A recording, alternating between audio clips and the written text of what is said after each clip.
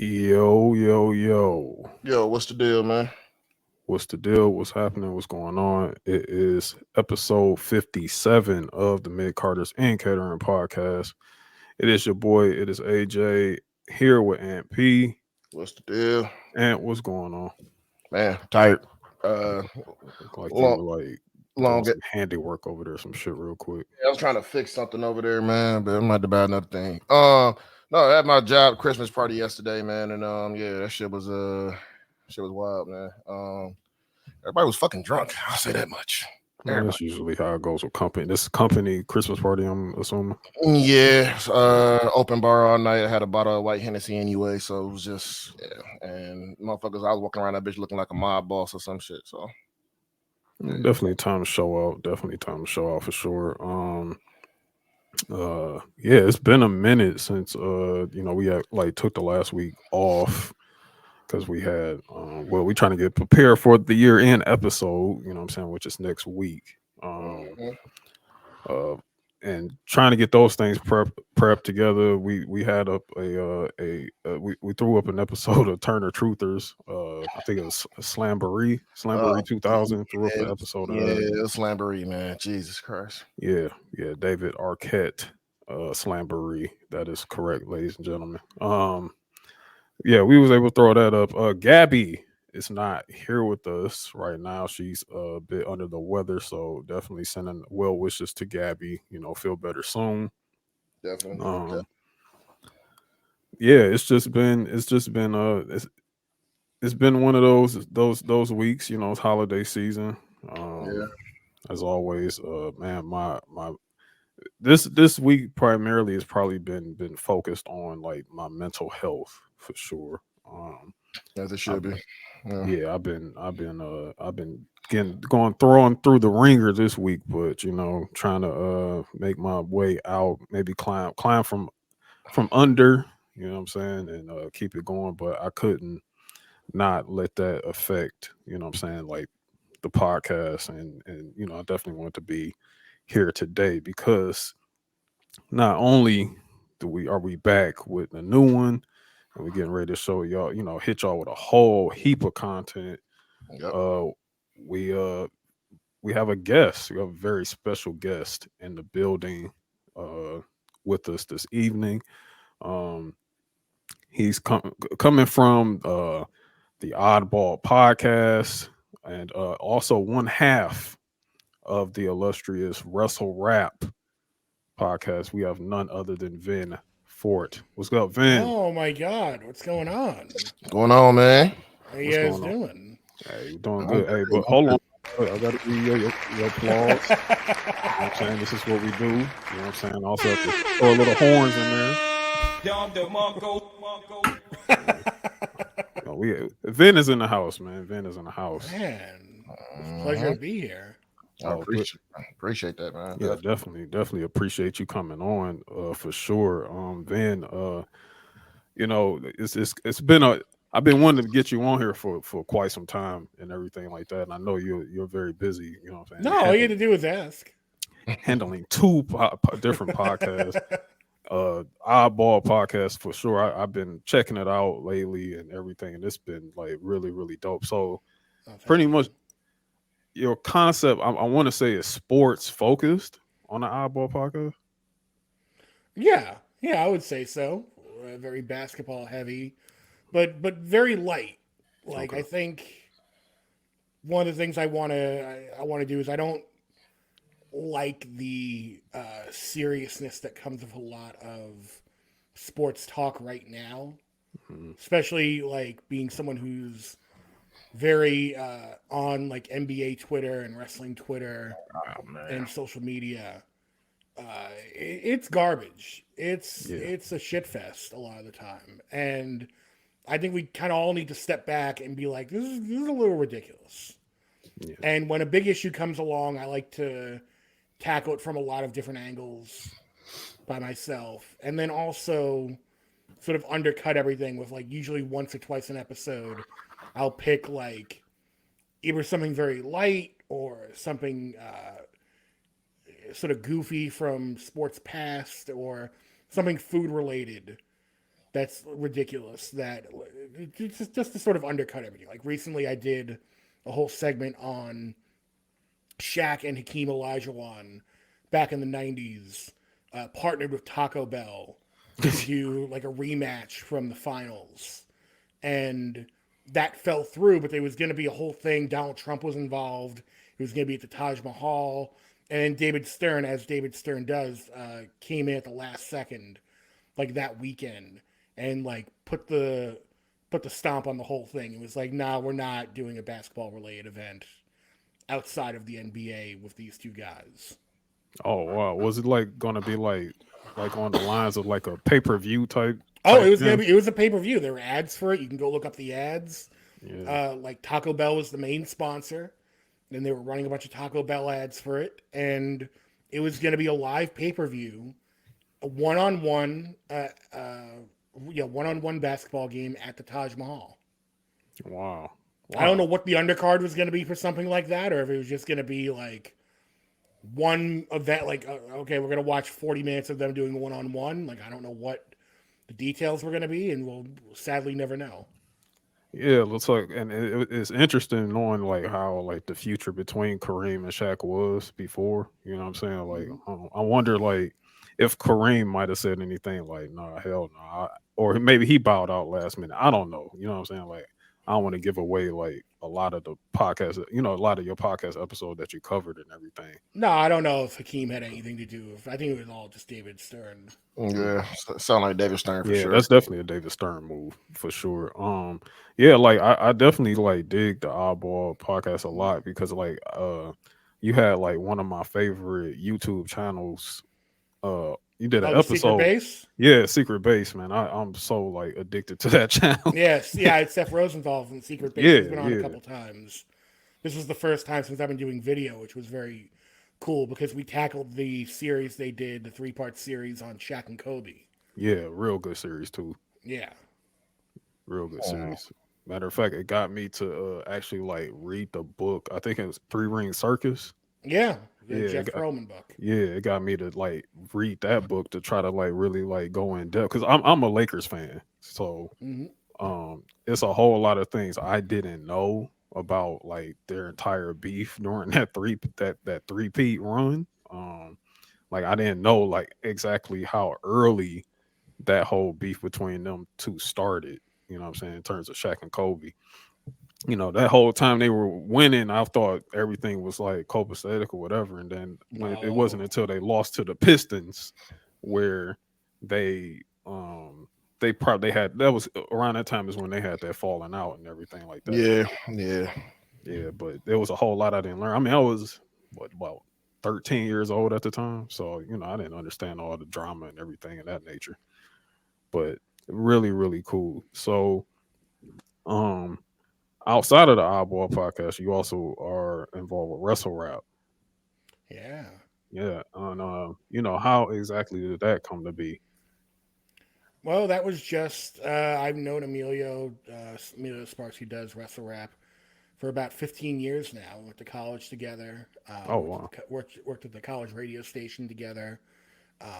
He did a hip-hop show for years, from like 11 to 2 in the morning, like 10 to 2 in the morning, something like that. So he would be in there like real late nights, and he would have like a lot of New York rappers come in, a lot of Staten Island guys, a lot of Wu-Tang members. I remember I stayed one night.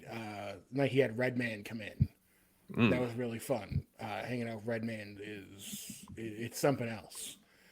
He came and all I remember is he came and he had this like gigantic Ziploc bag full of weed. Sound about right. That he was just showing off to everyone. Sound about right. He was just really proud of it. Like Emilio had a friend of ours, this guy who shoots photos. He kept going up to like, get a picture of this, like, show off the goods. And he's like showing off this giant bag of weed. And I remember that night because Redman had this idea that he had pitched where he was trying to get a radio station off the ground at the time. And he had mentioned that he had like other play. This is around the time he wanted to do like How High 2. He had like an app in the works or something back when apps were like in their infancy. I don't know if any of these projects ever got off the ground, but the one that sticks out to me is he wanted to do a radio station where they played hip hop songs and then also the songs that those songs sampled. Because he wanted to have a radio station that like taught a younger generation about sampling and like where these songs came from. Yeah. But as far as Emilio is concerned, yeah, like I met him back then. We stayed friends. We worked on a couple projects together, including like a website in the early 2010s. We've both been podcasting for about 10 years. When I joined Wrasslerap, basically he had been doing it with Kaz. Shout out to Kazim Famuide, who a lot of your listeners may know from, he's done a lot of work with WWE. He's done a little work with AEW. He has a bunch of different podcasts. Say Less with Kaz. He's got the stuff he does for like Sports Bet or whatever it is. The Count It podcast, which is his basketball pod. He's done stuff with the Knicks before and MSG PM. Like Kaz is all over the place. Like he's fantastic. But him and Emilio started Wrasslerap. Then Kaz left. It was Emilio for a little bit, and then I joined right before, I think like around episode like 90 or something like that. And now we're up to.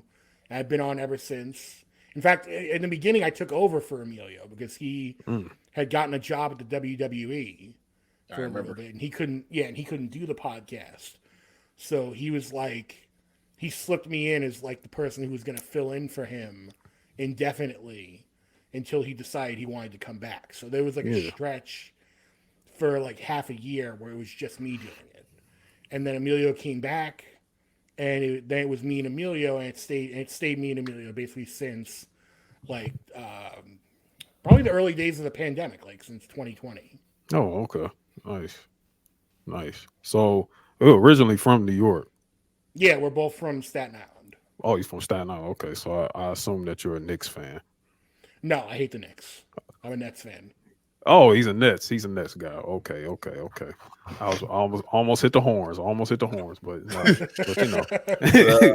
man. we got a Knicks fan, a Pistons fan, a Lakers fan. I don't want to talk about them Pistons, man. I wouldn't want to. Yeah, no, nobody's getting that free wing stuff. No free wing stop tonight.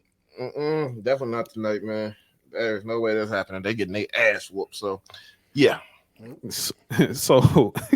So being from New York and everything like that, and like just everything, your involvement that in pro wrestling, like we always like to say with our guests is that everybody kind of has a story when it comes to this, and we always have to ask this question to pretty much anyone who comes in here, and it is what was or who was the first pro wrestler or pro wrestling event or something that got little Vin to say, wow, I like this.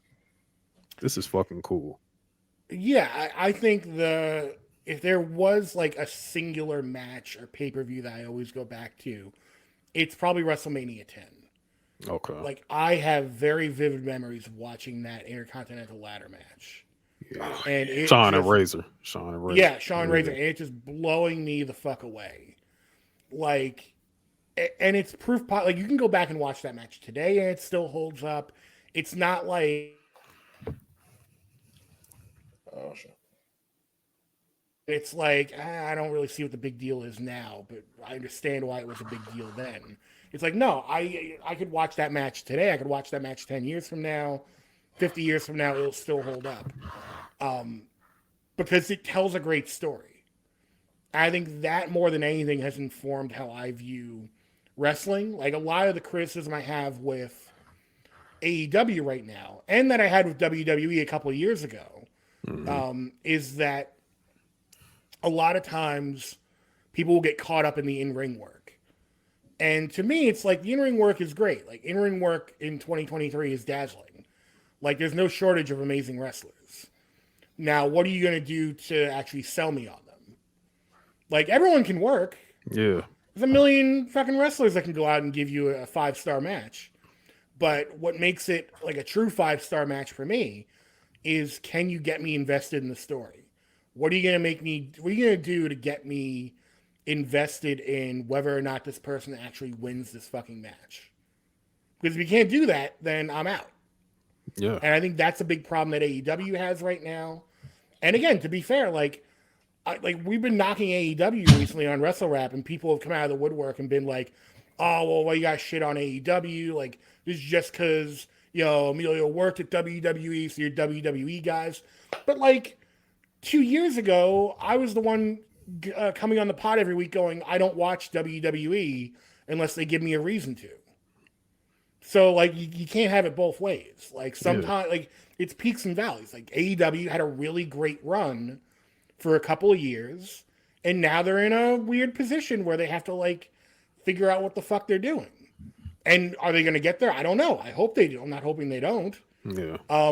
But WWE was in the same exact position, if not worse, like 3-4 years ago, when they were doing like the wild card rule and the 24/7 title. Like those were dark fucking times for WWE, because that was peak like Vince McMahon meddling and like making the call, right, throwing all the times you would hear that he's like ripping up scripts before the show and like doing things on the fly while the show is going on. Like that's not stuff you want. And it showed in the product. So like WWE and AEW are at their best when they're telling a story. I'll give you an example for both companies recently. For WWE, it's the Bloodline and the Sammy stuff recently. Yeah. You can't get any better than like that 3 pay-per-view run of Elimination Chamber, WrestleMania, and Backlash in Puerto Rico is almost undefeated. You can't name another time where there's been as loud a crowd for a 3 pay-per-view run. Yeah. You can't. Like, you'd think you would, but I've gone back and actually thought about it. It may exist. I haven't come up with the example yet. Maybe in the Attitude Era. Like, the only thing I can think of is like the No Way Out going into WrestleMania 17. Yeah. Yeah. But like other than that, not so much. But the reason that worked is because of Sami Zayn, because of the Bloodline, because these were characters. Every time you would get to their segment on SmackDown, everyone would shut the fuck up.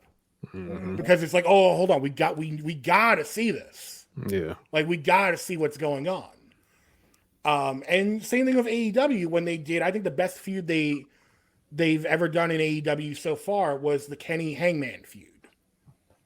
Love it. And Loved the only problem, the only problem with that feud is that Hangman, I don't think, was a great champion. I think the moment was great of him getting over on Kenny and him finally winning it. But then like the actual run wasn't that spectacular. It's like, could he be the man? You know what I'm saying? Like he had Right. a hard time being the man. A hard time selling being the man, so to speak. Yeah, and again, like you see in AEW right now, when you don't, they're having this Continental Classic, and it's great. The matches are great, and there's certainly like some good stories that are probably going to come out of it. But you look at the women's division, and if your name's not Toni Storm right now, they don't really have anything for you. Right. And it's funny because when they had Jade doing her long run, someone like Nyla Rose had a lot of personality and gave Jade one of her best feuds, because Nyla Rose had done that thing where she stole the belt and was using social media a lot and like going around like showing off that she stole the belt and she could be very funny. Yeah, trying to make it interesting. Yeah. Trying to make it interesting. But then they never capitalized on it. Like, okay, then she loses to Jade, and then like we haven't really seen, she's popped up, but like we haven't really seen a big program with her since. I don't quite understand that. It's kind of like what they like. It's like I don't understand what they did with Keith Lee recently. Like, regardless of what people may think of Keith Lee, like you have him fight Samoa Joe for the title, the Ring of Honor TV title, and then you have Samoa Joe fucking choke him out in the middle of the ring clean, only to just give up the title immediately after the match. Like, it doesn't make any fucking sense. It made no sense at all. Made no so it was just like it just became vacated at that point. He just vacated. He's like, oh, I'm going to go on to bigger and better things. Which I that's another reason I don't like when people vacate secondary titles, because you're supposed to make that title. Mm-hmm. This is supposed to be you going, you know what? This isn't the top title, but this is a championship title, and this is my title. I'm going to make it the most important title to me. Like and imagine, wanna, like imagine Gunther just doing that. Like imagine Gunther being like, you know what? I've had this title for 500 days or whatever. I'm getting a little sick of it. I want to go for bigger fish. Someone else take this over, and you'll have a tournament to get it. Like, you wouldn't fly. You'd be like, what was that for? And it's fucked up because the ROH TV title has so much prestige to it, you know? Yeah. And it just diminished it by like, yeah, fuck this shit. You know, here, y'all deal with it. I want the AEW world title. That's fucked up. Yeah, and then some AEW fans will come out and be like, well, you know, what would you have had them do with it? I don't know, not that. I don't get paid to book the fucking shows, so I can only judge it based on what they did. Yeah, and it's like, I mean, they don't. It's already enough. They diminished that title. They already diminished ROH as an entirety altogether. You know what I'm saying? Like, it's not like it's made to be special in the first place. You know, which is already a fucked up situation.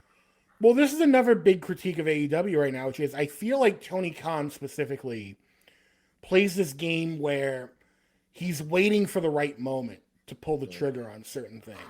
Yep. Instead of just having a plan B and just rolling with it. And there's 3 examples of that. One is Jade, when they kept the belt on Jade a little too long because he wanted to wait for Chris Statlander to come back. Mm-hmm. So, and a lot of people felt that it was like too little, too late by the time she took the belt off her. Yeah. Then you have the example of Ring of Honor just in general, where it came out that they probably could have gotten on CW, but he was like, "Well, no, I'm going to hold out for the HBO Max." You're not doing anything. Technical difficulties. But yeah, Van just broke up a little bit there. Yeah, but yeah, he's making a good point here. That's the CW deal, man. Oh my god. Dog. Yeah, it's nasty. It's real nasty. Like with like how they just pretty much just fumbled that, because everybody knows now that WWE capitalized on that. So now NXT is going to CW now, so that just shut the door on any type of potential for AEW to make a move over there too. And and when we get to the newsworthy things, hopefully we get Vin back in a second. Mm-hmm. We get over to the newsworthy things. There are some things to talk about in terms of television rights incoming in terms of WWE going forth in the future, some of which Tony may need to be a little alarmed about soon. So yeah, I don't know about that. And we're good to go. Good to go. All right. It still says paused. Oh, what the hell? Well, that's strange. Oh, I think it's good now. Now it's a counter. The counter's going now. Technical difficulties. It happens. Yeah.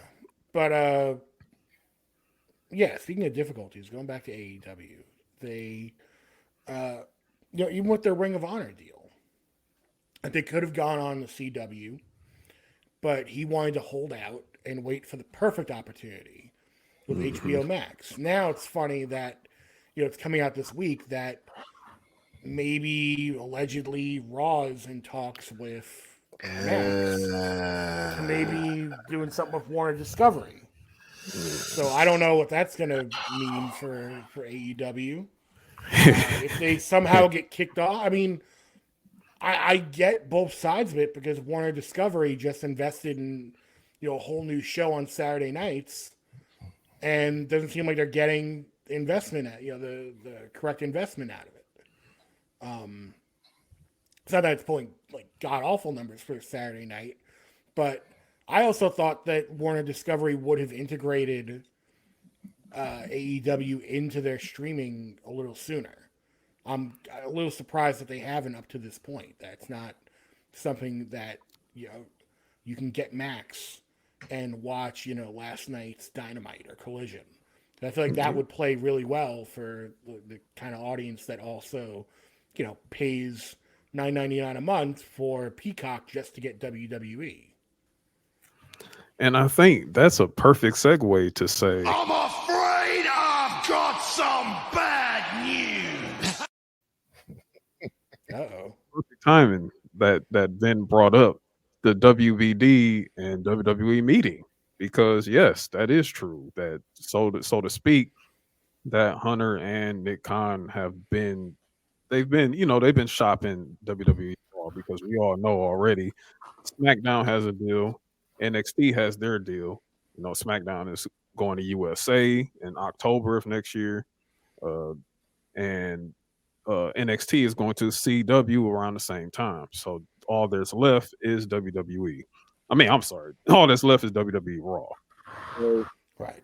interesting that Vin brings that up, in terms of like AEW's issues, because I mean, let's keep it real. I mean, they did report some revenues about like 180 million, I think, but they're still running at a loss, because on the front end of that, 85 million of that, actually it was less than 180 million. I'm sorry. It was like maybe 130 million, but 85 million dollars of that is going towards talent alone. And the rest I have to assume is overhead, and also overhead that Tony probably is also coming out of his own pocket with that at the same time. They're not making gate. That's obvious. We see those empty seats in those arenas. They're not filling out arenas. Last time they had a somewhat nice size attendance, and that was all in, and that was back in August, the beginning of August. And it's just been down ever since, especially after CM Punk was fired. And if you're not making gate, your numbers in terms of viewership is staggered. Like they haven't even been able to hit the 900,000 mark. I mean, Dynamite alone has been literally within that 800 to 700,000 mark. They lost to NXT not too long ago on that Tuesday head to head. And I mean, we don't even have to bring up Rampage. And then when we look at Saturday Collision, I mean, come on. Like, if there wasn't even a worse time for Saturday Collision to happen, it's definitely during college football season. And then you take Saturday Collision and you try to go head to head against WWE PLEs, which also take place on Saturday. So it's really not making a good case for WBD in terms of TV deal selling with AEW right now. If you ask me, like, I don't think that's making a good case. Yeah, it's weird. I mean, again, they're in a very peculiar spot. Like, you've got all this TV time and all these stars they need to push. And they're constantly adding new stars, so that takes TV time away from people who they maybe hired several months before. So it's this weird cycle of, okay, we keep growing, and in that sense, like, that's great.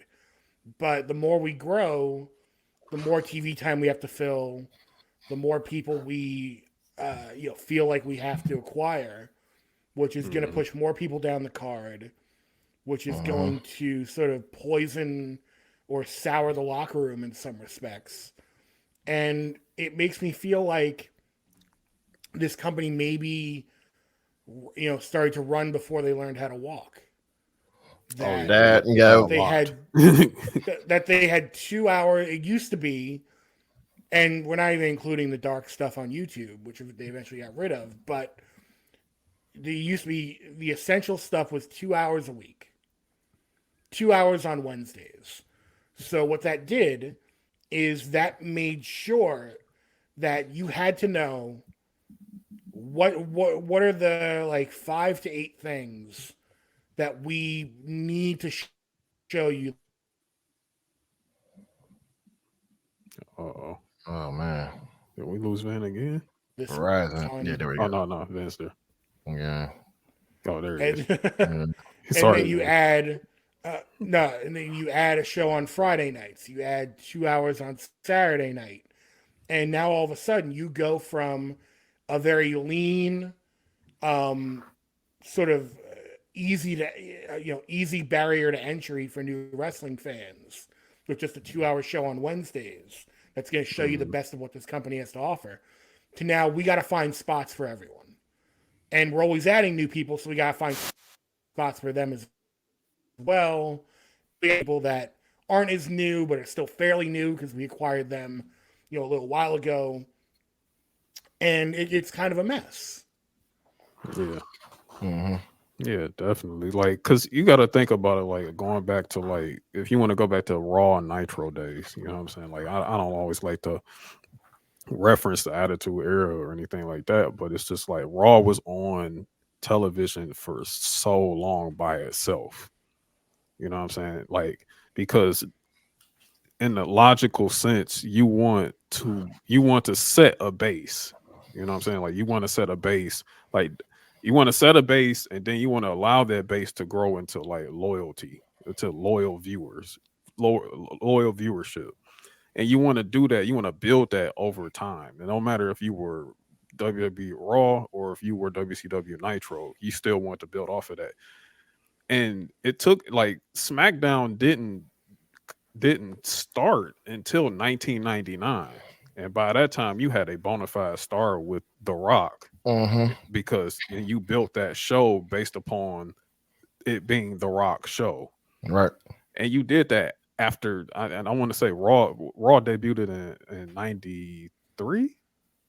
It was around that time. 92, 93. Yeah. So Yeah, you at least let a 6-year window happen before you even thought about bringing in a second show. Like with Tony, Rampage, legit, like it was within a year or two pop, you know what I'm saying? Plus, like, and nobody was watching Rampage because we still weren't taking AEW seriously like that still, because at the end of the day, it was still looked upon as, oh, this is just a show that's just they're just trying to shit on WWE, calling themselves an alternative at the time. It wasn't until literally they got CM Punk, Danielson, and Adam Cole in to where it was like, oh shit, maybe we need to pay a little attention here. Okay, cool. But even with that, you still have to use that time to build a base on Dynamite without thinking about a second show. Let that breathe for a minute to get millions of eyes on Dynamite by itself, and then we talk about secondary shows after you at least are successful with that over a couple years.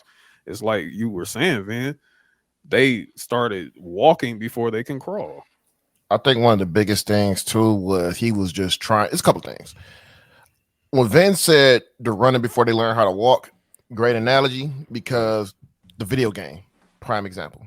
Oh yeah, How that went. Another piece of overhead. Yeah, that's kind of got them in the red right now, just off of that. You know what I'm saying? You put out a product that was decent, but people didn't really go back to play it. It was just whatever. And another thing too, why he kept doing these shows was he was trying to make everybody happy, because people were complaining they wasn't getting TV time and all of the other stuff. So he like, all right, I created Rampage for you guys so you can wrestle on here, get your guys some TV time and all that. And it was just giving people TV time that didn't need TV time, if you want to be perfectly honest. Yeah. And it's just like, and if you want to build your way, and the thing is, and it goes the same in WWE. If you want TV time, you're gonna have to show me how you can, like, you gotta, whenever you out there, you gotta make it, you gotta show me everything you got to deserve that time. And another thing too, my fault. Another thing too is they were so busy trying to be competition for WWE. Yes. When they just never should have. They just focused on running their own race in their own lane, just building their own identity, building their own product, building their stars. That's one of the things that I feel like that really handicapped and like cut them off at the legs. Was trying to do that, just trying to step up, and just listening to these fans, let them like, you can compete with them, all this. You just that just being too online. Tony Khan is way too online to be. He just looks at everything. He look like, oh, okay. These people think we can go to war with them. Let's go to war with them, and then just now look.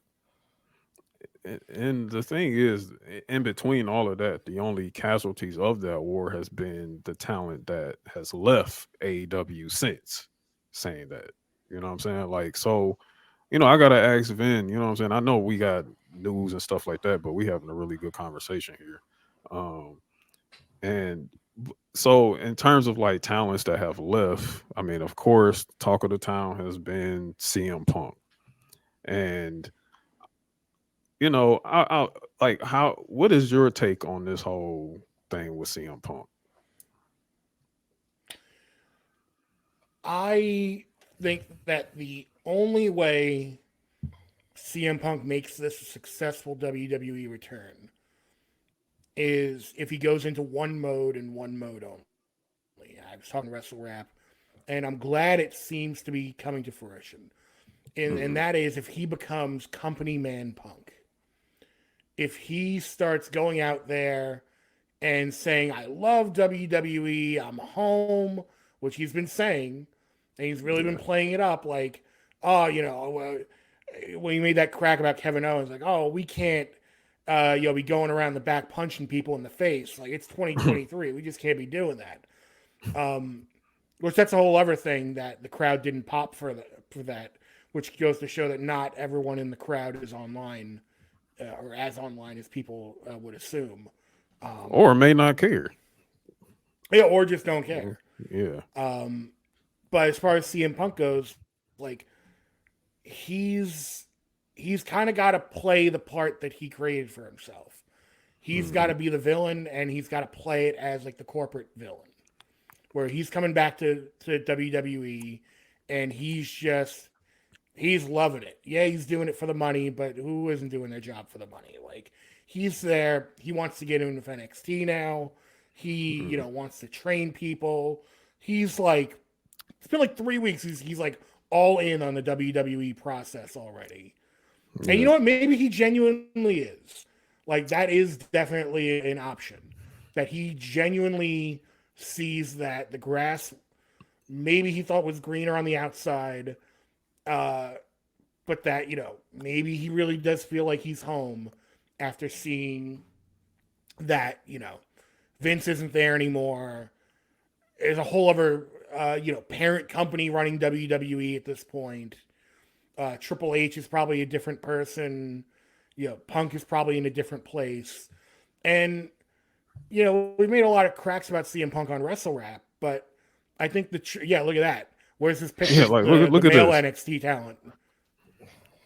Look, I mean, look at that. Like him right here with Cora Jade and Roxanne Perez. Roxanne Perez. Yeah. Like he said it's daddy daughter day at work here.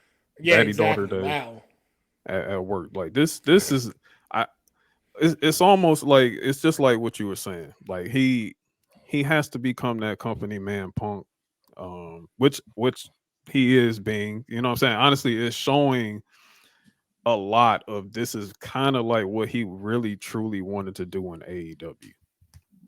Like he wanted to like really ingrain himself with the younger talent and like help them elevate and help them out and to get them to somewhat look up to him in a sense, but it just didn't work that way. You know what I'm saying? Over in AEW, I think a lot of egos clashed in the mix.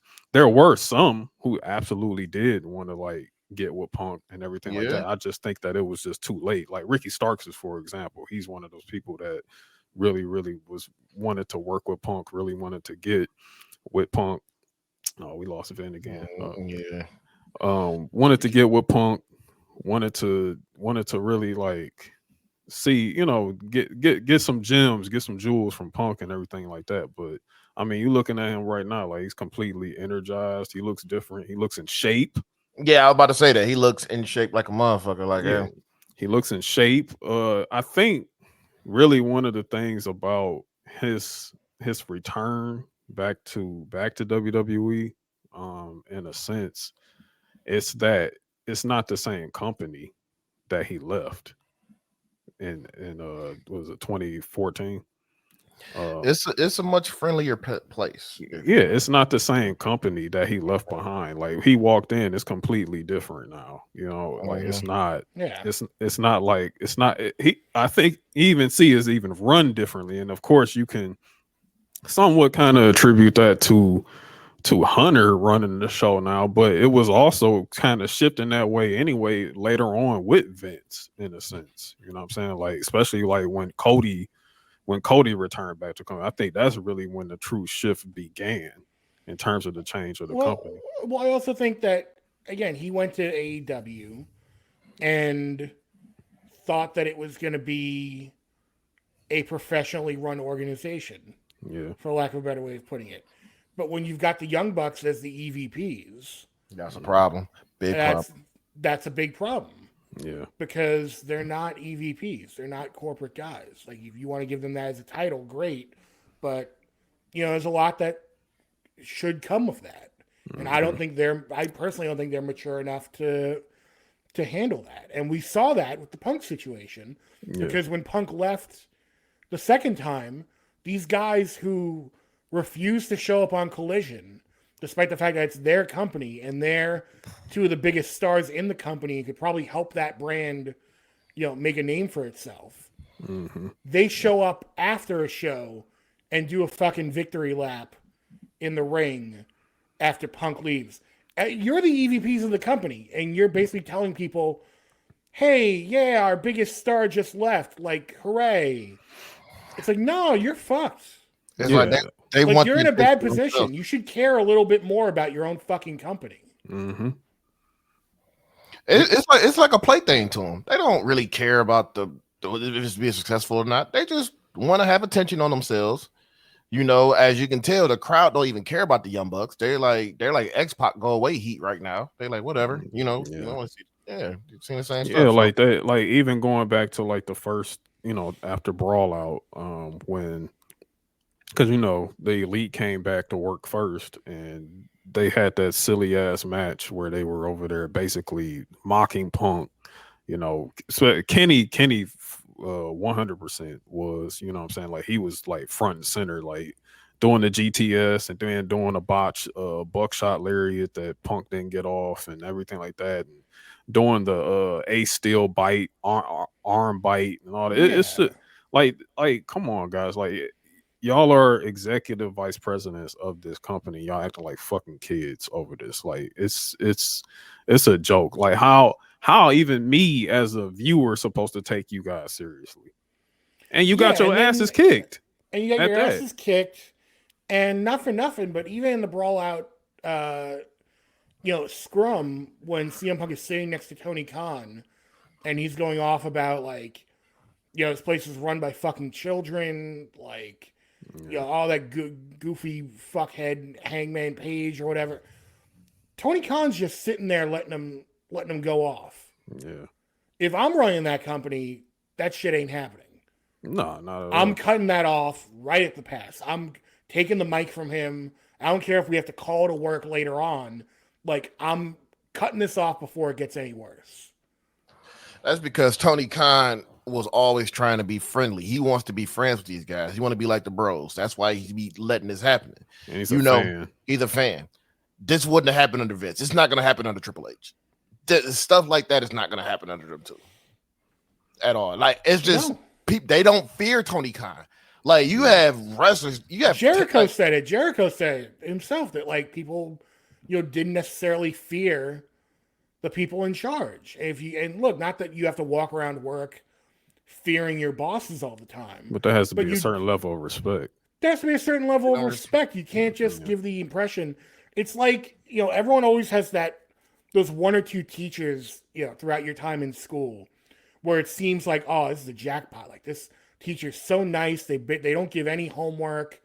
Like, but then someone like halfway through the year fucks it up for everyone because like you'll be doing a lesson and teacher will realize, oh, wait a minute, nobody did the homework. Mm-hmm. Nobody did the homework. What do I look like? You just fucking walk all over me and you see them snap. Yeah. And all of a Then sudden, they all fail the whole class right there on that test. Yeah, then it's like then the whole class realizes like, oh shit, we mistaken their kindness for weakness. And Tony Khan like doesn't seem like he ever really had that moment where he put the hammer down and was like, listen, I'm very nice to you guys. Like I'm giving you guys a lot of rope here, but don't fucking hang yourself with it. Like, because I will come down on you. He need like an authority figure, like somebody that they have to answer to. And get a real fucking HR rep. Why is like Brian Danielson being the hall monitor? Yeah, that's crazy. That right there is crazy enough. You may trust Brian Danielson. He may be like, you know, your closest confidant or like the most trustworthy person in the locker room. It shouldn't be anyone in the locker room. Yeah. And Danielson doesn't even hold like a ranking, like a corporate ranking within the company as a whole anyway. You know what I'm saying? So a lot of people want to say, well, isn't like a lot of people involved in creative? Ain't a lot of people doing this and doing that? It's just like the Punk move was not a creative decision. That was literally a human resources situation. Yeah. So for someone like Danielson to be involved in that, like that's some bullshit, bro. Like that looks like insane. Yeah, that looks like some police hall monitoring type shit. You know what I'm saying? Like when I heard that, I instantly called Danielson a cop. I said, "Oh, so he's a cop." Yeah, like don't you have an HR team? Like have the HR team do an investigation. Like if you want, like now it'd be one thing if they said, "Well, you know, we interviewed a bunch of wrestlers, and you know Danielson was in the interview process, or whatever." But it seems like he like had a vote in whether or not they fired Punk. Yeah. Which people were saying, "Oh, well, Tony Khan had the final say." I don't care who had the final say. Like, why was Danielson in a meeting that determined like what the recommendation was going to be?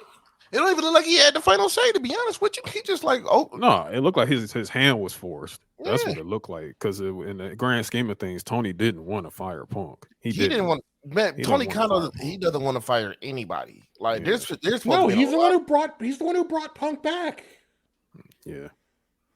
Yeah. Like you don't like what Vin was saying, like, yes, it is perfectly normal to have personality like interviews with other talent. Like, hey, has he ever been threatening? Like they do this at regular jobs. Like they'll say like whenever situation, and they do it in confidentiality too. That stuff doesn't leak out. So that also further lets you know that not only are they, you got this person involved in this situation, he's also somehow talking to somebody and giving information to these damn journalists. Well, the place is leaking like a sieve right now. Yeah, it's leaking like he's got to put his foot down. Like plain and simple. He's got to come out, have like an all hands meeting, and be like, "Listen, I don't like the way things are being done right now. The buck stops with me. If I find out anyone's been leaking to Meltzer, leaking to Sean Ross Sapp, anybody, you're done. No questions. Like we're just a goodbye." Yeah, there's definitely a couple of people that need to be gone. That I know that's leaking a lot of information over there. I mean, I'm not gonna say their name. We just talked about. Yeah. But there's another one too that wasn't mentioned. I'm not gonna mention his name, but we know. Yeah. Of course. But I mean, while we on AEW, and this is the other problem that I'd be having when AEW again takes losses. You get people like Chris Jericho, for example. Like this attitude of when AEW's back is against the wall, this rally the troops performance they always put on, it's so annoying. And like Chris Jericho is always at the lead of this shit every single time.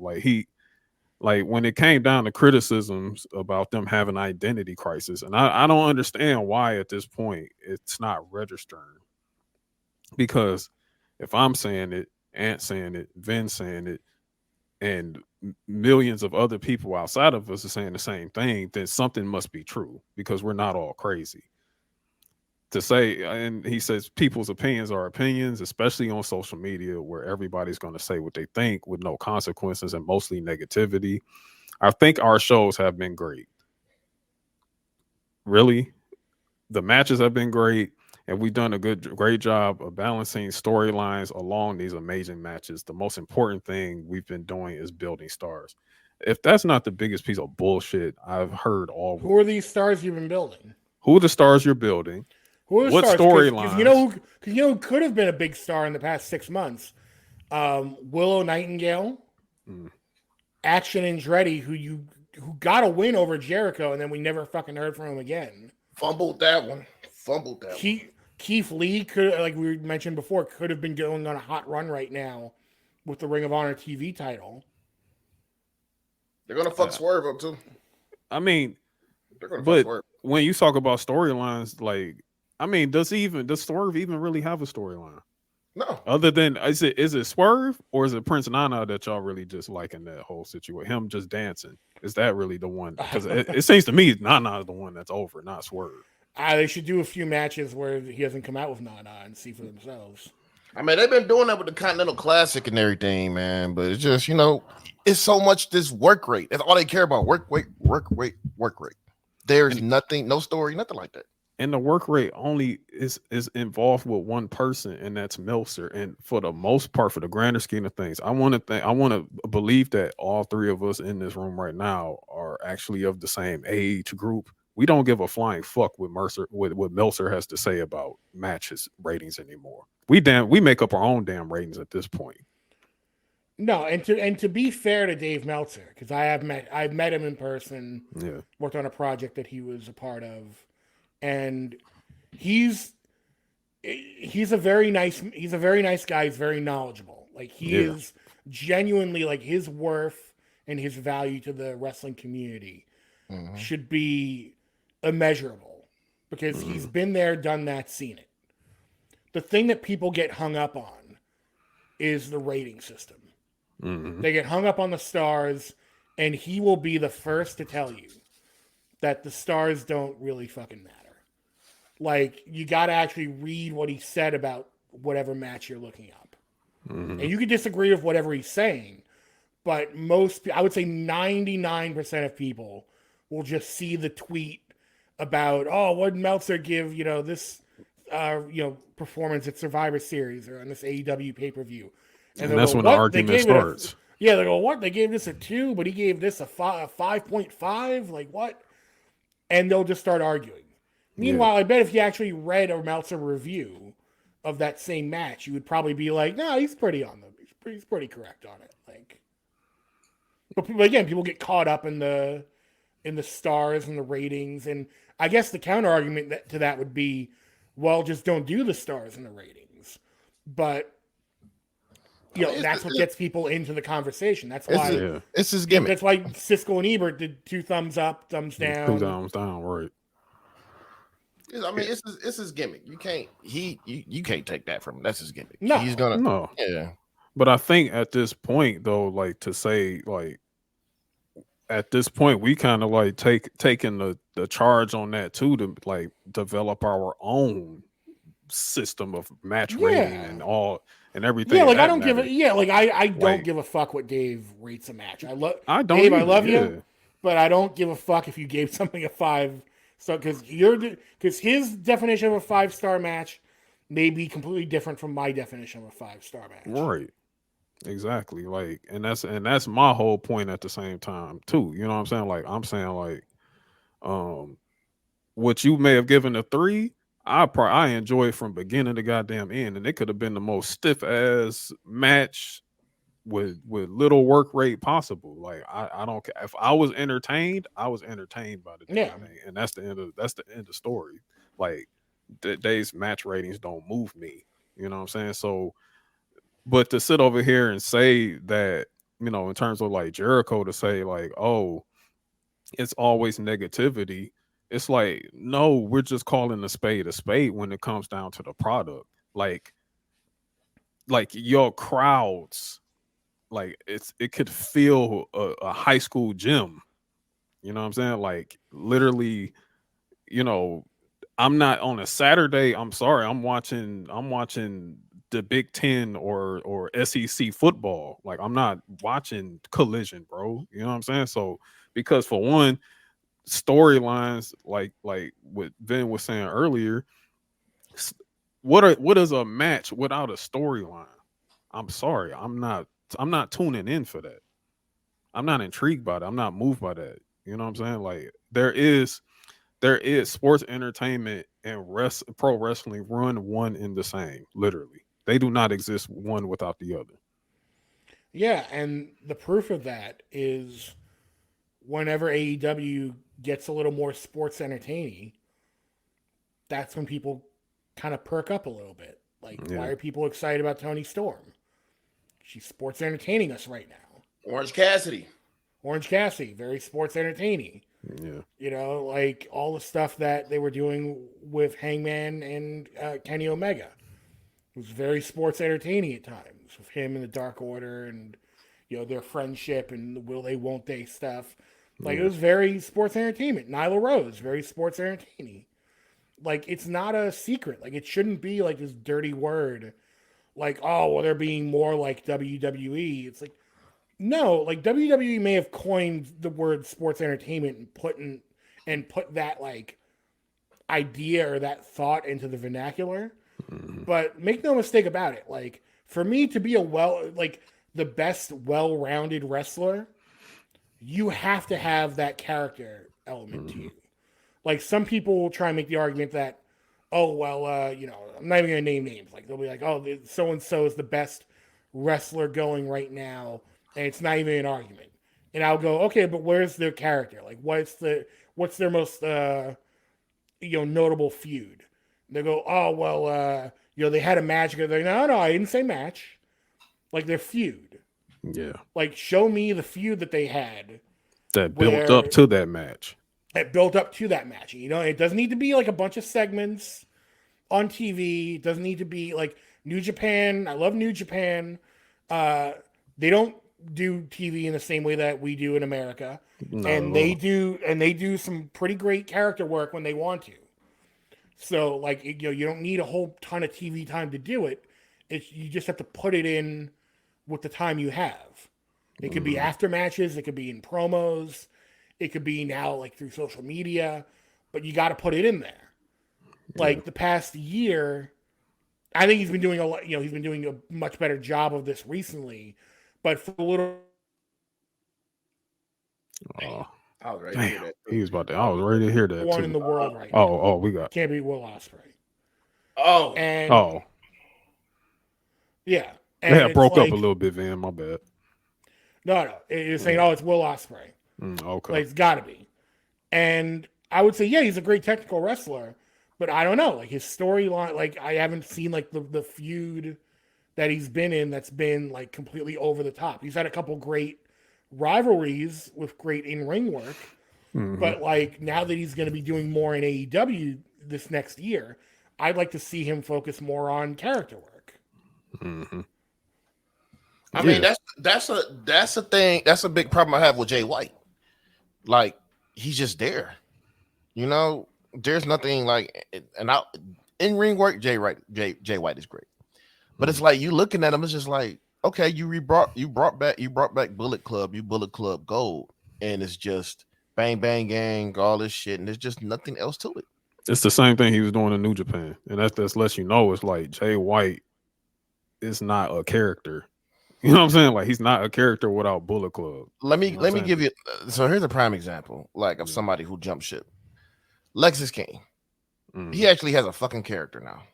Yeah, he does. It's still working on it. It's still trying to figure it out. And the ring work. He's still in the ring work. You gotta get that better at that too. But presentation, interest, and all that shit, fucking fire. You know, and he's building a character now. You know, he's an opportunist. He was like, hey, I didn't jump Trick Williams, but you know, I made it to the pay-per-view to fight Carmelo Hayes. That's what it's looking like. They're turning him into an opportunist right now. And I like it. And just like this past week, he inserted himself into the breakout tournament.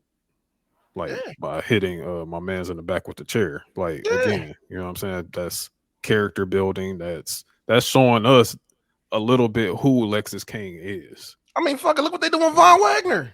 Yeah. They're building it's like that's the all. And this is what I mean by AEW needs a booker. You need somebody who can focus 24/7 on booking and building characters. Tony Khan can't do it because he's running so much other shit. How are you writing and booking for Ring of Honor and AEW, and you supposed to be running the Jaguars? You got a team overseas, all these other businesses. This is a classic case of him spreading himself thin. Yeah. No, he's micromanaging. I think he needs to delegate more. He needs to have people that he can trust to streamline the entire process in AEW. And I think one of the things they should have done already is they need a performance center or a power plant or something that they can invest in where it's like, hey, we've got new people that we're signing. Let's invest in them. Let's give them good contracts, put them on our books, and invest in them because, they're nothing right now, but we see something in these people we're picking up that we want them around 2 years from now, 5 years from now. And if we can pull that off, we'll have superstars, hopefully for the next 10, 15 years. Yeah. Like they've got to start thinking a little more long term, because this idea of we're just going to sign people from the indies, it might work. Some of it's worked, but eventually you're always just going to come back to, okay, 2-3 years from now, we got to do a contract dispute. We got to re-up. Whereas if you get people from the ground up, from a younger age, scout hot new talent, bring them in, mold them in your performance center to be AEW stars, I think there's a better chance of keeping people long term. You're going to breed familiarity. You're going to be giving them money early and putting them in your system early enough that they're going to feel like you're investing in them and not just bringing them in as like the hot new hire. Yeah. And that's my thing. And I complete, like, you took the words right out of my mouth on that. Like, because when I look at AEW talent, to be honest with you, and that's not all of them, you know what I'm saying? Like, we all know who does and who doesn't. They literally don't even look like they spend any time in a gym. Like, I'm sorry, there's a difference when I look at Adam Cole between Adam Cole and AEW and how they made him look in NXT. Mm-hmm. Like, he looked, I'm not going to say he looked jacked in NXT, because he was never like a big jacked guy. He wasn't a big jacked guy, like, but he looked fit. He looked like he was ready to fight. He looked like $1 million. He looked like a star, to be completely honest. You know what I'm saying? Now you see him in AEW and he looks like a little anemic sometimes. He looked crazy. And I understand, like, he's been injury, like, it seems like he's just been injury prone since he's been there. But like, when the last time you saw him, when which was that Full Gear, when he came out, I mean, if you told me he was a Twitch streamer, I'd be like, yeah, I totally believe that. Like, that was Chugs. That wasn't Adam Cole. Like, I'm like, no, you know what I'm saying? Like, it's just, it just doesn't work, man. Like, it doesn't work. Like, you have to, if you call yourself a star, you have to look like a star. And it's like, and it seems like every single person that's looked like a star has either left or they don't get on TV. You know what I mean? Like Wardlow. I was just gonna say Wardlow. Like, Wardlow beat MJF like a year ago or whatever. Man, you talk about dropping the ball, man. Yeah, like, it was send him away in a stretcher, and then because they wanted to, I guess, capitalize on what people were saying on the internet, had MJF come back like later that week in a neck brace, but he was like running around the ring, yelling at Tony Khan. It's like, are you in a feud of Tony Khan or are you in a feud of Wardlow? And didn't Wardlow just beat you? Like, where's Wardlow? Like, what are we doing here? I'll tell you the craziest thing they did with Wardlow. Wardlow was like, I don't want to be in the championship, like, battle royal. I'd rather just focus on this TNT title. Yeah, that's crazy. That's crazy. That was crazy. I'd rather fight Punk when he's healthy. I don't want to be in this. They could have made him. I don't know, man. Wardlow was getting Goldberg pops. Well, again, like it goes like he's getting like again, pops, it's like bro. we would rather not do a plan B than just wait something out. Well, we'll have Wardlow wait until CM Punk gets back. Why? He's hot now. Like it's Give him crazy. something to do. It's crazy because they hadn't, like with the devil situation, they had no choice but to do a plan B because I already knew they were going to try to wait until Adam Cole gets healthy again and probably make him the devil, but they knew they couldn't do that. So no, but now we're in a situation with the devil where I don't know who they could reveal it to be that would make anyone excited. I'm sorry that Gabby's not here this week because she definitely was going to come bring that on the episode this week. And I'm gonna let her hold it. I'm gonna hold it for her for next week. But I'm gonna hold it for her. But yeah, y'all continue. I just want to throw that out there. No, it's just, again, get better, Gabby. Get better. Feel because better. who could it possibly be? Because you can't announce it's a new wrestler because people are just gonna be like, what? Like, here we go again. Like, who would you even announce? That could be. And okay, so it's leading towards it's probably Jack Perry. Oh, at this point, it's like, okay, who the hell cares? So it's just another competitor for MJF. Like, it's not anyone who's really intricate to his storyline right now, like it would have been if it was Adam Cole. And then if it is Adam Cole, that I guess is the best option because it would be like, oh, I guess, they fooled us. He's not really as injured as we thought he was. And he was playing this devil character. But still, I kind of don't really care if it's Adam Cole. Who's the devil? I don't know. I just would never have done this devil plot line to begin with because I just don't think there's any good way to pay it off. It's retribution. It's retribution. Because if it's Adam Cole, it's Mustafa Ali. Well, it might. Oh God! But like, assuming it was originally supposed to be Adam Cole, waiting this long to pull the trigger, and then having it be revealed to be Adam Cole. If they did that, I'm just gonna be like, it would have been much cooler if Adam Cole cost MJF a match. Mm-hmm. I think that's why. I think I just like worked it out in my head. Like that's why I don't like the devil thing.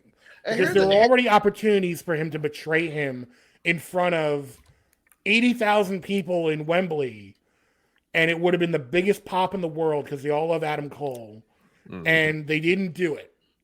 And they were like, see, we swerved you. We did the thing you didn't think we were going to do. It's like, no, sometimes doing the thing we expect is the right thing to do. Like if I'm looking forward to eating a delicious steak dinner, when you give me the steak dinner, I'm going to enjoy it because I'm looking forward to it. Yeah. Like just because you swerve me and bring me fucking fettuccine Alfredo of chicken instead, like it's not going to make me happy just because I like both things. I'm going to be upset. If anything, I'm going to be upset because I was expecting steak and you gave me something that I didn't even ask for. Yeah. Yeah, again, and then it's just like how silly it was. I mean, y'all had them wrestle twice that night, 2 on top of that. Then Adam Cole gets hurt.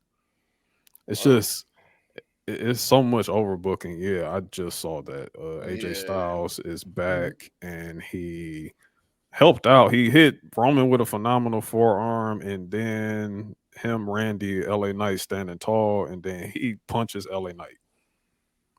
Okay. Yeah, and then he walks away, It's not like he's not joining the bloodline or nothing, but it looks like there's no allegiances no time soon for AJ Styles in this. I wouldn't mind the AJ Styles and LA Knight feud. I wouldn't mind that. Yeah, I wouldn't mind that. I wouldn't mind that either. I mean, it just seems like, like maybe like everybody not friends. Everybody's not friends. Yeah, give LA Knight a big win over AJ Styles. And then put put LA Knight into the U.S. title picture, and have him win at WrestleMania. Yeah, I think that's what everybody's looking forward to. Like they're looking for that LA Knight Logan versus Logan Paul at WrestleMania type deal this go round, which would be good, which would be real Yeah. good. I'll take that for night one. Well, yeah, that was that. But yeah, for sure. I didn't mean to cut into the conversation there with Well, I that. mean, no, it With was a that big piece. thing. It was a big thing. Yeah. Yeah, It was a yeah. big thing. But yeah, um, yeah, like the whole like we were saying the devil thing. And no, like again, like I'm barely really watching AEW myself. Like I'm more so I watch AEW on the timeline, which is Yeah.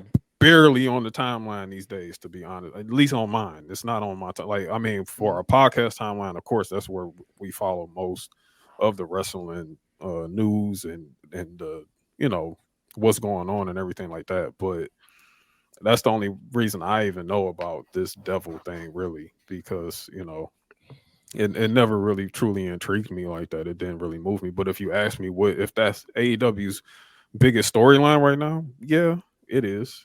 I mean, like I don't really know what else is bigger than that at this or right now, which is also like again another chink in their armor over there because you got that going on, but you can't get none of the mid card things going on. I can tell you at least 3 mid card rivalries right now in WWE. And when I say that, I'm not saying it as if, oh, it's always been perfect in WWE. Hell no. Absolutely not. I mean, me, myself, and I'm sure Vin and Ant can also attest to this when I say there are periods in time where WWE was completely unwatchable. You know what I'm saying? Oh yeah. Like Yeah. unwatchable. Like I'm like, yo, this shit sucks.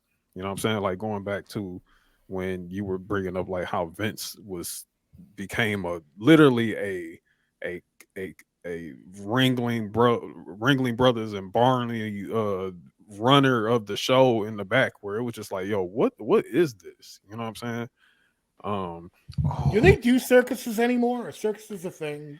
I don't think circus is really truly really a They get thing rid of anymore I because feel of like the whole animal like cruelty, animal and cruelty part of it. You know what I'm saying? the Like, whipping elephants and yeah, shit. Like yeah, nobody like wants that. I, maybe the Universe Universal Soul Soul Circus still going Circus. on? I think it might be. You know what? I remember those commercials because as I a do kid too. you would see the commercials for the Barnum and Bailey circus coming to town, Yeah. and it'd be like the typical like and then like 5 minutes later you'd see like the Universal Soul Universal Circus. Yeah. Circus. I remember going to one when I was a kid. I definitely went to one, a Universal Circus before.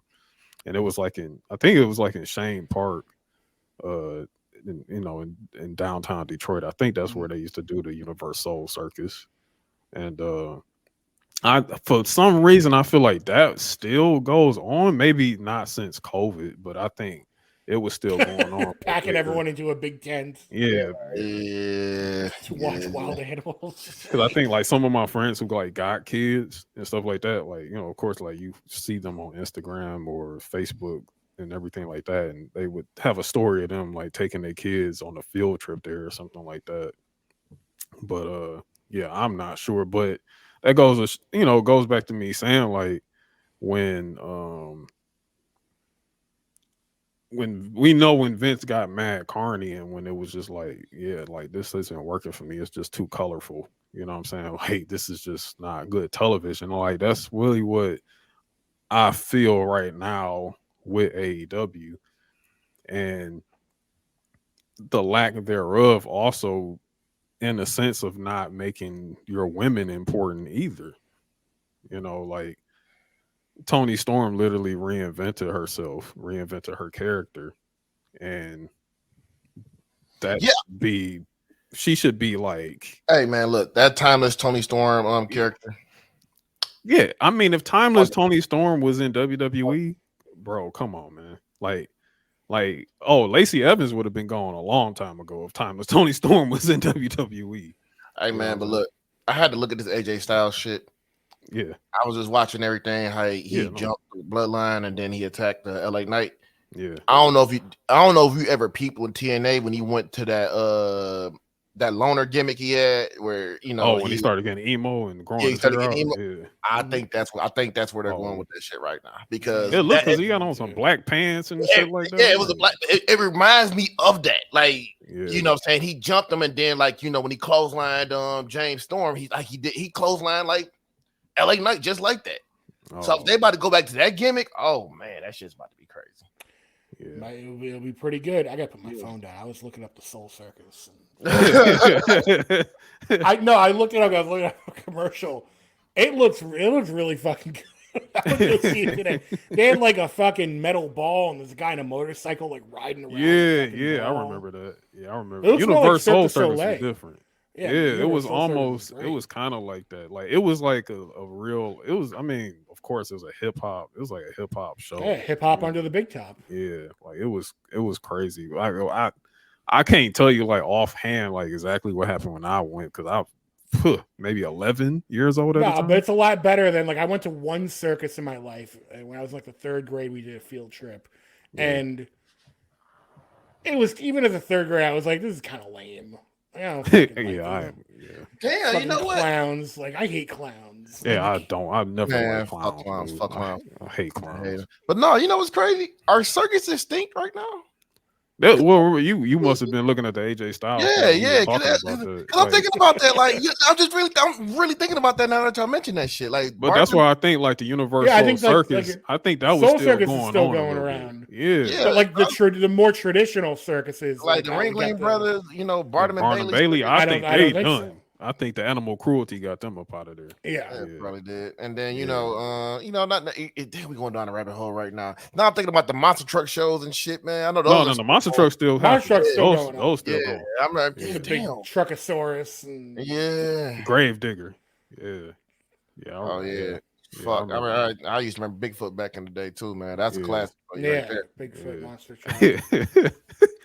See, that's what happens when we start talking about Vince McMahon and shit. And you start he fits all that shit. Exactly. All that carny shit. Yeah.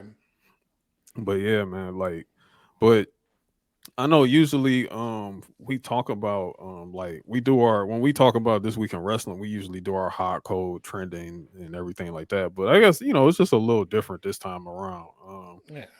I do want to talk. Actually, I want to ask you, Vin, real quick. Like, what to you right now is like the hottest stuff right now? What's popping? What's popping, Vin, right now? It's popping me in wrestling right now. Honestly, NXT. Wow. I think NXT Deadline was some of the best wrestling I've seen all week. That last like 2 minutes of that. I always forget the name of the match. Iron Survivor match. Yeah. Like a new gimmick match. It works. It sounds a little convoluted, but when you see it in action, like it does work. Mm-hmm. And the whole thing at the end of Trick Williams, where it's like he gets all 3 in a row. Oh my god, man! Yeah, that was crazy. Yeah, that was crazy. Man, I was talking to Larry Nelson. I think it was Winston in there too. We were just talking. I'm like, damn. I'm like, yeah. I think Trick about to lose this. He just came out of fucking nowhere, and I'm like, yo! And the crowd went crazy. That's how you make a star.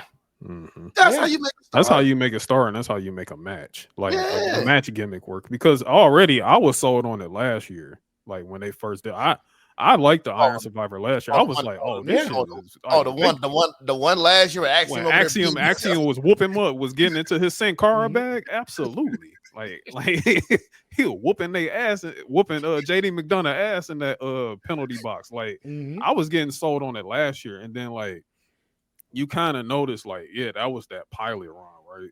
Because you saw like how they actually moved the penalty box from where it was last year. Last year was like near the ramp.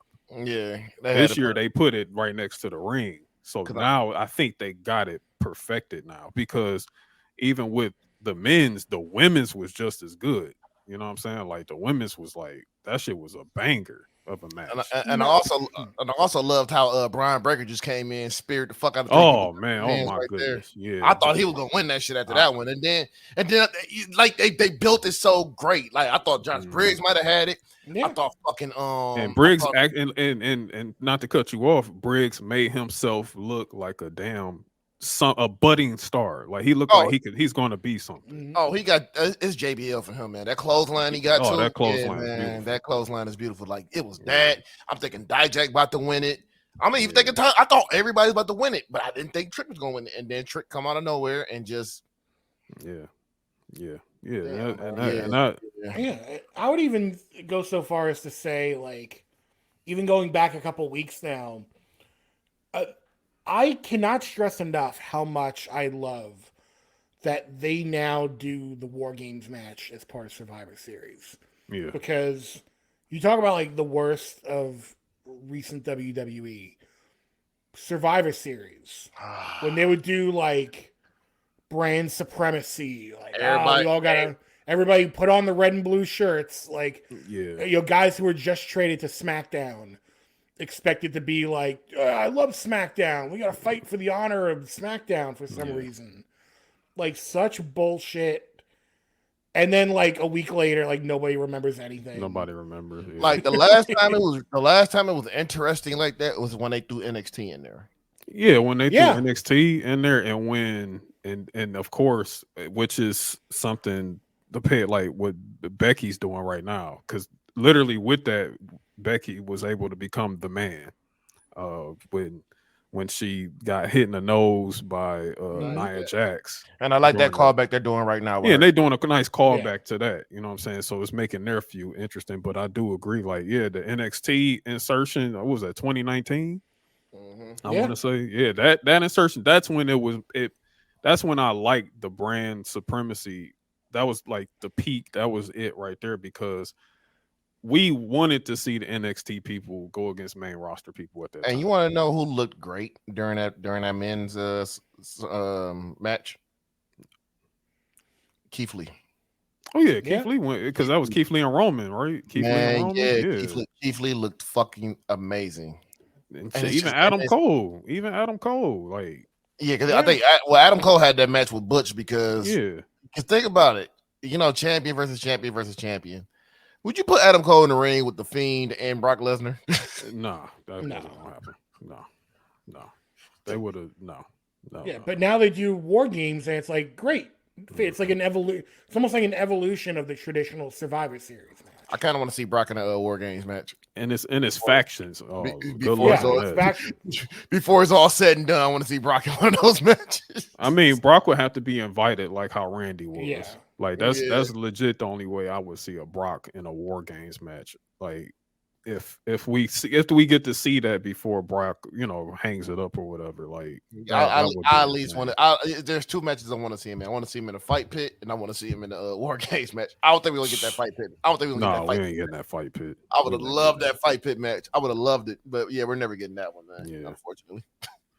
But I would like to see Brock in a War Games match, but it would have to coincide with like a faction war, almost, so to speak. Like right now, like we see that the bloodline is soon to be over soon. So then next is going to be Judgment Day, but who's coming after the Judgment Day? You know what I'm saying? Like who's after that? Like I think War Games definitely works better with a faction's story being attached to it.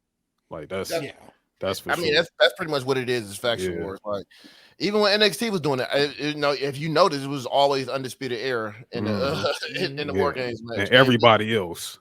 Like everybody else they got all their beef with. Like that first War Game match that they had was fun. It was really fun with them Sanity and AOP and Roderick Strong, when he had Roderick Strong had on the AOP fit too. Yeah, you know what I'm saying? It was just But yeah, so NXT is one of them things that's hot right now. Right now for you, Vin. I mean, it's I don't think I can leave without talking about, we finally got the face-to-face that we have been waiting for. Yeah, CM Punk and Rollins, man.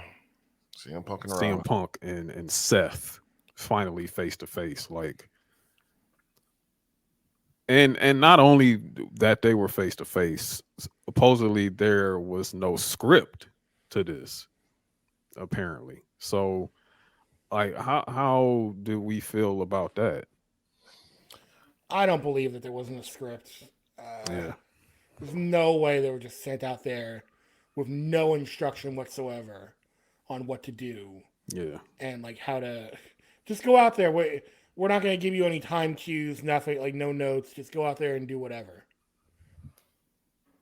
No Yeah. way. yeah. I don't think so. I think it's maybe like 80-20.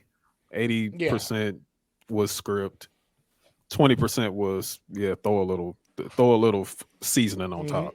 Throw a little your own seasoning on top. Yeah. Because at the end of the day, I mean, it's like everybody has this idea in their mind that these two men hate each other. I really think it's a little more overblown than it looks, to be honest with you. Like, I really think that Yeah. whatever differences they had is squashed. But is it easy for them to channel that former disdain they may have had or former issues they may have had in this? Yes, I do believe that. Yeah. You know what I'm saying? Like, of course, and it works clearly in the art of the conversation that they were having in the ring during this face to face. Like, it worked perfectly, if you ask me. Um, I think it was great that they had this face to face. I think Punk's promo on SmackDown prior to that, when he finally started mentioning names, was great. You know, I think it's enough now to everybody to stop fishing for him to work shoot things. Like, that's not what this Yeah. is. We don't need it. We We don't need it. We Don't- never needed it in WWE. Like, we don't. Like, and you look at Cody, for example. You know, him You talk about Carney. I mean, like, on top of the Oh, carniness, and yes, Cody and deep into the Cody verse now. I love it. I love where we're going. But with Cody, like, AEW was only came up, you know, maybe 2 times, and well, outside of that, it's too much story there to talk about work shoot AEW stuff when it comes to people that's coming from AEW. Like, it's too much Yeah. history there, and you don't have to do that. You know what I'm saying? Like, so at this point now, it's really about everybody being on notice. I'm back. I'm on Raw. What's up? I want a main event WrestleMania. I want to win a Royal Rumble. And that's what it is. That's all we need there. We got enough. Bring on Philadelphia. Yeah. Bring it on. Yeah. You know, Bring on like, Philly. Bring on the cheesesteaks and the strip clubs. And, cheesesteak strip clubs. Definitely watch your pockets out there. You know what I'm saying? But yes, bring it on. Like, this is what we've been waiting for, and I'm really looking forward to seeing more from that. Now, I don't know if Punk is going to be on this next Raw. They are supposed to be in Iowa, which is Seth's hometown. So I think it's going to be more focused on Seth and Drew McIntyre. Yeah, they got to get that out the way right now. And even after that shit, I don't even know what you do with Drew McIntyre after that. Probably sitting for Sami Zayn or some shit. I don't know. Well, I don't know. I think Sammy, he got the torn meniscus right now, so I think he. You know what? Well, he took a leave of absence. He just I think this torn meniscus is probably kayfabe, it's but kayfabe. I know he wanted some time off, so which is perfectly fine, you know. Yeah, and going into the holiday, you know, because going into the holiday, they really about to like chill a little bit anyway, you know, double taping and stuff like that. So, and you know what? It got me thinking as to why they did that injury angle with Ilya, because you know he probably wanted to go back home to his family anyway. So yeah, he probably wanted to go see his son and everything. Probably gave some extra time or something, you know. Yeah, probably so. But yeah, like we see Punk. He's backstage at damn near every show right now. I don't know if he's backstage at SmackDown tonight, but you know he's definitely running around kissing babies, doing the same shit Cody was doing when he got back. So, yeah, like the face off was great. Cody and Nakamura, yes, peak, yes, peak sports entertainment, man. The way he sold that mist, Yes, yes, that's all. Yes. More. The Creed brothers are involved. More. Yes. Hey man, look, the Yes. Creed brothers came and saved our truth and took out 4 of Judgment Day by themselves. They did this twice in one show. Yes, give me more. Give me more of those Steiner Creed brothers. please. I'm just curious right now where this Cody shit is gonna go, man. Like I'm curious what his next feud is gonna be. Like who he's gonna do this Kearney shit with this next feud, man. I don't know. I'm thinking the story though. you know what? Yeah. With So this look, AJ shit, it might be AJ Styles because he's probably going to AJ end up SmackDown. but Cody's about to go to SmackDown. He's going to Oh, you mean like after? Okay, so yeah. So I mean, like, okay, yeah, because like, come on, man, like we know Cody and Punk. Literally, the Royal Rumble is surrounded around those two. Okay? And honestly, that's AEW's biggest match. is Cody and CM Punk. It kind of is. That's their biggest match, dog. And it's happening in WWE. But good lord, but the thing is like, okay, like we know, but in terms of like their paths, they're going to be quite different. You know what I'm saying? Like, we both know that these two guys are your main event WrestleMania guys. Well, I think Punk's going to win the Rumble and Cody's going to win Elimination. Win the Chamber. Yeah. Like I think that's where we are. Because for some reason, I mean, again, like we always have these jokes when it comes to Cody. It's Jesus, give me harder battles. Like literally. So Cody has to go through the gauntlet to get to Roman. I mean, the gauntlet with Brock was just insane, man. That was an insane. Well, this is Cody Rhodes, man. Yeah, it's going to get even more crazy on the way, bro. It's going to get crazy on the way. Oh God, man! So, you know what, Braun Strowman? I can see him doing a few with Braun Strowman. I don't want it to happen. I don't want it to happen. The crowd loves Braun Strowman, so it's like you don't see. I don't see a Braun Strowman. They love that big goof, man. Yeah. They love that big goof. No, what's his cat? Get these yams, whatever he says. You can get these hands. Get these hands. Drew McIntyre.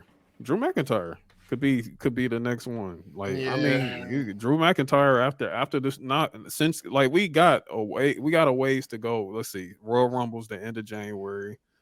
Then we got Elimination Chamber in February. Yeah, it's a lot of weeks. Man, and Cody's gonna go through the gauntlet in that shit too. He's gonna be the first person in there too, and he's gonna go through the gauntlet on that too. Yeah, like he gonna go the full mile, man. He's going the mile. He wants the hardest battles. Somebody's gonna throw him off the top of the Elimination Chamber, and then he's gonna or he's gonna do a moonsault off the top. Do a moonsault. Something crazy. Yeah, he's gonna do something crazy. He's gonna kick out that too.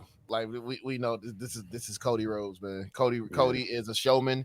Cody is just like his daddy. He's probably gonna end up getting his hand broken or some shit like that. They're gonna end up fighting for Roman at the title. We know what's gonna happen, man. It's gonna be a lot. It's gonna be too much. But I mean, I really don't want to. I don't really need to too much talk about like what's cold and everything like that. I mean, hell, we kind of spent a whole lot of time when it came to AEW talking about what is completely dead cold going on in wrestling right now. But I do want to.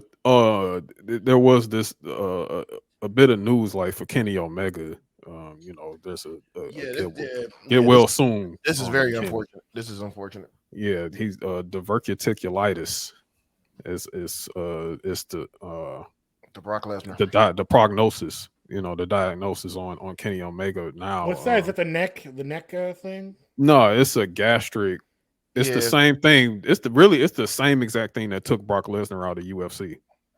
It was it's like a intestinal disease. Yeah, it's yeah. Man. So and that took Brock Lesnar out of the UFC. That's why pretty much what kind of brought him back to WWE. And in terms of like it being curable, I'm not so sure about that. Like I'll have to do some Googles on that and everything. As far as I know, I don't think it is, but it's unfortunate. Definitely.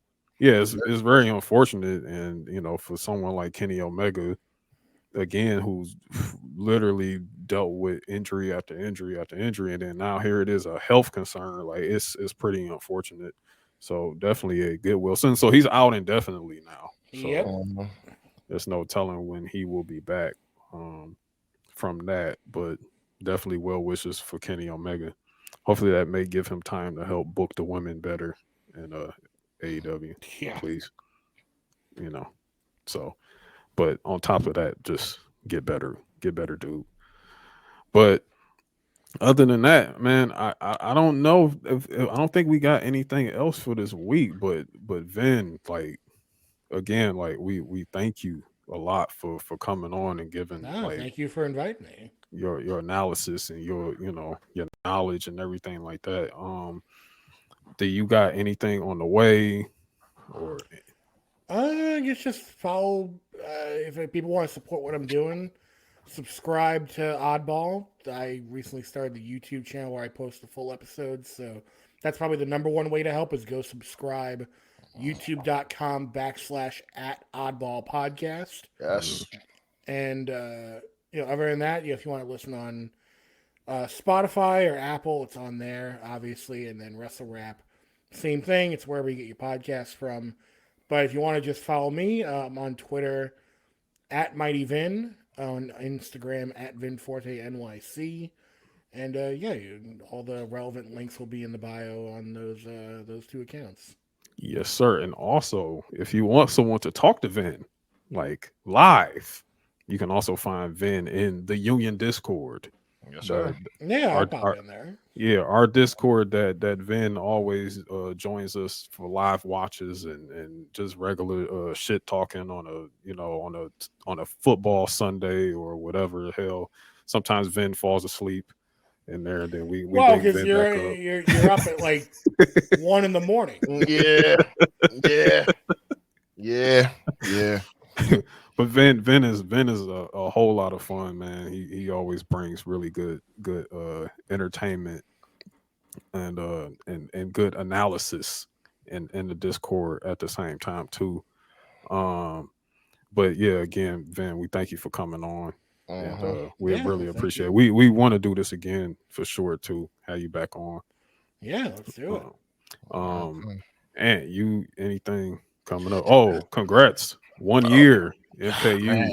Man, boy, I appreciate that, man. Yeah, that took a minute, but we here. The video episode will be dropping soon for that. I don't know if anybody listened to it, but the reactions of when I had the different liquors in the boxes and shit like that, and people were pulling out 1800 and white Hennessy. Good Lord. So that was fun, man. And also going to announce that MKU will be having a Patreon as well.